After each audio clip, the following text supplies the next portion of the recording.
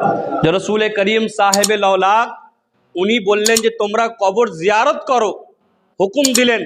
কিন্তু যারা মুমিন বান্দা হয়, যারা আল্লাহওয়ালা হয়, তাদের কবর জিয়ারত করলে বেনিফিট আছে কি, কোনো কি ফজিলত রয়েছে? অনেক বিতর্ক এই বিষয়ে রয়েছে। কেউ বলে মাজারে যাওয়া বিদাত, কেউ বলে শিরক, কেউ বলে হারাম।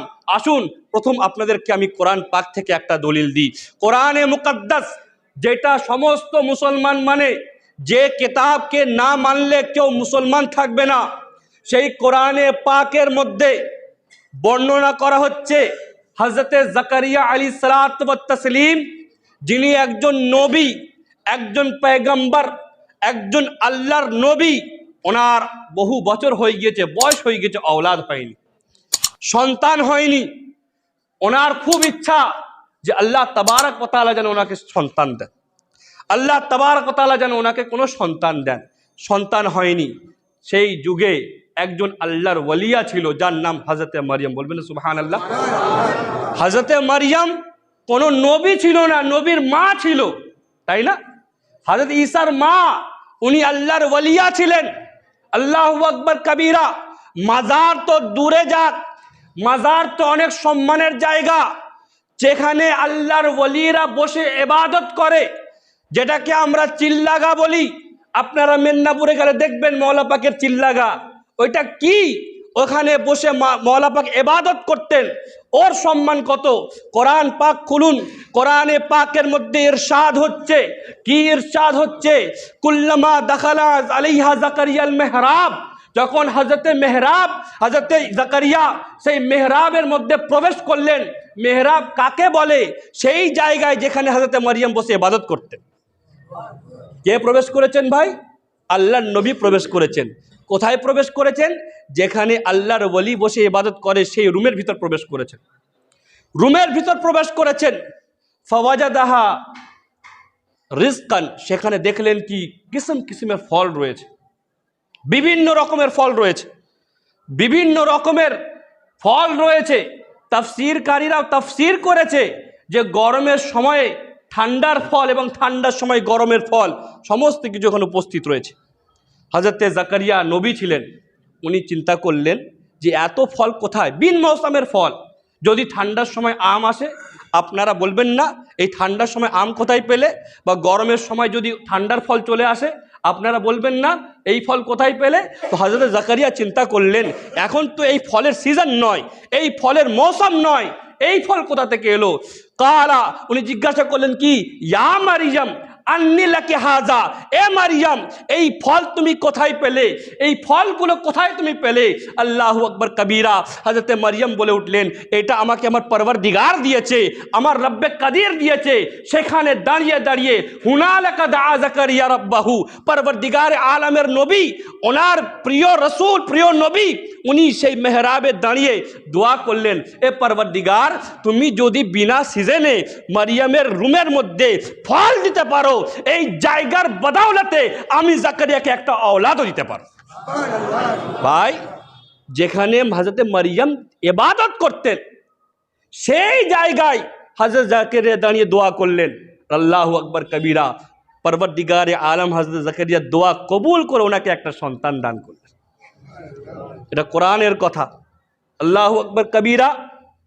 ইমাম শাফঈ রহমতুল্লাহি তাআলা আলাইহি, ওনার থেকে বড় পণ্ডিত কেউ হতে পারবে?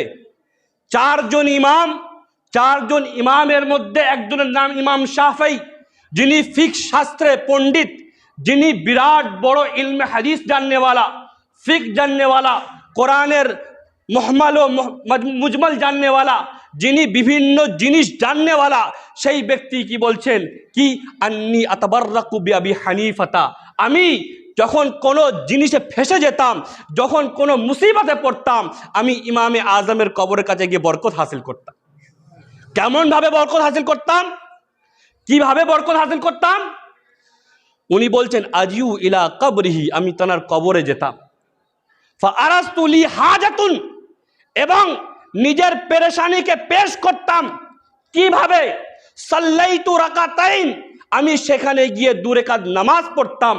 কোথায় নামাজ পড়তাম? কোথায় গিয়ে নামাজ পড়তাম? ইমামে আজমের মাজারে পাকের কাছে গিয়ে নামাজ পড়তাম। নামাজ পড়ে কি করতাম? সাআলতুল্লাহ ইনদা কবরিহি, ওনার কবরের সামনে আমি আল্লাহর কাছে হাত তুলতাম। ওনার কবরকে ওসিলা বানিয়ে আমি আল্লাহর দরবারে হাত তুলতাম। হাত তোলার দেরি ছিল, আল্লাহ তাবারক ওয়া তাআলা আমার মুশকিলকে আসান করে দিতেন। এটা কে বলছে ভাই? ইমামে শাফিঈ রাহমাতুল্লাহি তাআলা আলাইহি বলছেন। তাই জন্যই তো মওলা পাক বলছেন, হো মুহাদ্দিস, ইয়া মুফাক্কির, ইয়া উসুলি, ইয়া ফকি, তুমি যে ঘর বড় পণ্ডিত হতে পারো, মুহাদ্দিস হতে পারো, বড় আল্লামা হতে পারো, কিন্তু তোমারও কিন্তু আল্লাহর ওলির দরকার অবশ্যই পড়বে। ভাই, ইমাম শাফিঈ আরেকটা কল নকল করছেন। কি নকল করছেন? হযরতে মুসা কাজিম, জানাকে আমরা 12 জন যে আহলে বাইতের সদস্য আছে তাদের মধ্যে শুমার করি, সেই হযরতে মুসা কাজিমের কবরের সম্পর্কে বলছেন, এই কবরটা কি? তারকিয়ান মুজাররাবান লি ইজাবাতি দুআ, এই কবরটা এমন একটা জায়গা যেখানে আল্লাহ তাবারক ওয়া তাআলা দোয়াকে কবুল করে নেন। ভাই, সেই কারণে আমরা সাহেবে ওলিদের দরবারে যাই, সাহেবে মাজারের দরবারে যাই, গিয়ে সেখানে কোরআন তেলাওয়াত করি আর পরবর্দিগারে আলম খাল্লাকে বেনিয়াজের দরবারে হাত তুলি যে পরবর্দিগারে আলম, তুমি তো রহমান, তুমি তো রহিম, তুমি তো দেনে वाला, তুমি তো আতা করনে वाला। পরবর্দিগার, আমরা গুনাহগার, আমরা সিয়াকার, আমরা বদকার, আমরা গুনার মধ্যে লিপ্ত, কিন্তু এই ব্যক্তি যেখানে শুয়ে রয়েছে সে তো তোমার নেক বান্দা, সে তো তোমার খাস বান্দা, সে তো তোমার বরগুজিদা বান্দা, যার জন্য কোরআনে পাকের মধ্যে তুমি ঘোষণা করেছো ইয়াউমা নাহশুরুল মুত্তাকিনা ইলা রহমানি ওয়াফদা, যার জন্য তুমি কোরআনে পাকের মধ্যে ঘোষণা করেছো। কি ঘোষণা করেছো? আলা ইন্না আউলিয়া আল্লাহি লা খাউফুন আলাইহিম ওয়া লা হুম ইয়াহজানুন, যার জন্য তুমি কোরআনে পাকের মধ্যে বিভিন্ন আয়াত নাজিল করেছো। সেই বরগুজিদা বান্দার ওসিলায় তোমার দরবারে হাত তুলেছি, পরবর্দিগার আমাদের গুনাহ খাতাকে এনার বরকতে মাফ করে দাও। ভাই,